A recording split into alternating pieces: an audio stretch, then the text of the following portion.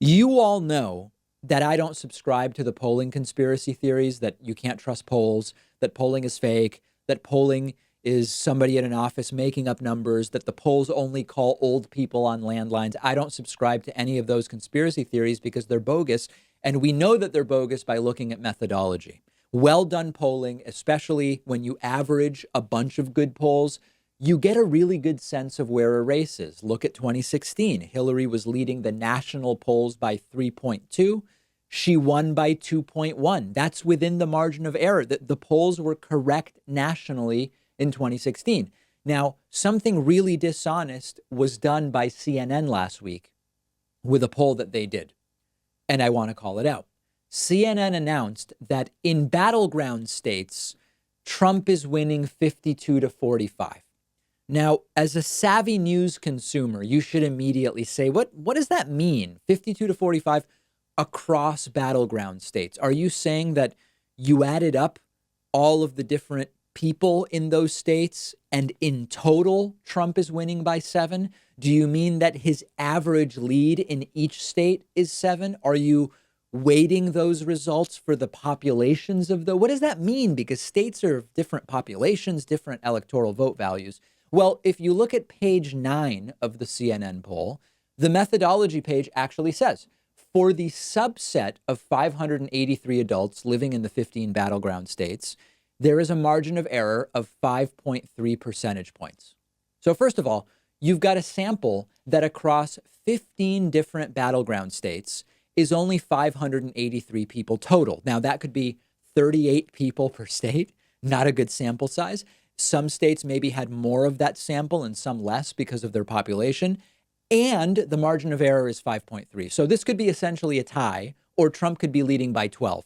This tells us very little. But the most important thing is that this poll, when it says Trump's winning in these 15 states by 7, it doesn't tell us how far ahead Trump or Biden are in any particular state. What I mean is, Georgia's included in these 15 states. Well, Trump's winning by Georgia by around 8 right now, 7 or 8. Is Georgia even really a battleground? Georgia has 16 electoral votes. It's not really in play for Joe Biden. Why is it included and how is it skewing these results? Some other states that are included are actual battleground states. Like, for example, Nevada. It's actually sort of close. Biden is +4, but Nevada only has 6 electoral votes. So how are you weighting these different states? And what does it mean that Trump is winning by 7 across the states? This poll doesn't have very useful information. And unfortunately, it was picked up on by a bunch of right-wing media and even some left-wing media, and it is being spread like some kind of gospel. So let's do something that makes more sense. Let's look at each state one by one and then total up the electoral vote. So when you actually break this down, Joe Biden is winning Arizona, Colorado, Florida, Maine, Michigan, Minnesota, Nevada, New Hampshire, New Mexico, Pennsylvania, Virginia, Wisconsin. And then on the other hand, Donald Trump is winning in Georgia. Donald Trump is winning in North Carolina, in Ohio. The point is, when you add up the electoral votes in these supposed battleground states, regardless of the combined population, as of right now, Joe Biden would get close to 75% of the electoral votes from these 15 battleground states. Now, I want to be really clear. This is just a snapshot. It's a moment in time. This is not about Biden's got this. It's not about staying home in November. It's not about Biden's going to win. The point is, when I simply say Trump's winning by 7 in these 15 battleground states, you then look at each state, you see, wait a second, Biden's winning most of the states and most of the electoral votes right now. So polling is valuable in 2 ways, and this isn't either of them. Polling is valuable to be able to say, what does one state look like? Or polling is valuable to say, what is the national popular vote looking like?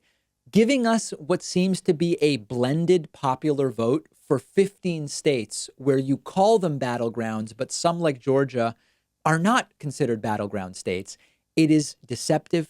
It tells us nothing, and it actually fuels uncritical reporting from left, right, and center media outlets that only confuses people even more. Let's not fall for it. That's why it's important to understand what was done here. Make sure you're following the David Pakman Show on Instagram at David Pakman Show. Lastly, my personal Instagram, david.pakman. I took apart a whole watermelon yesterday, posted it to my Instagram, and people are losing their minds. David, that's not how you break down a watermelon. David, you're using the wrong kind of knife. David, your hair looks stupid. David, I didn't know you were left-handed. That's really beta of you. Check out the watermelon video on my Instagram, david.pakman.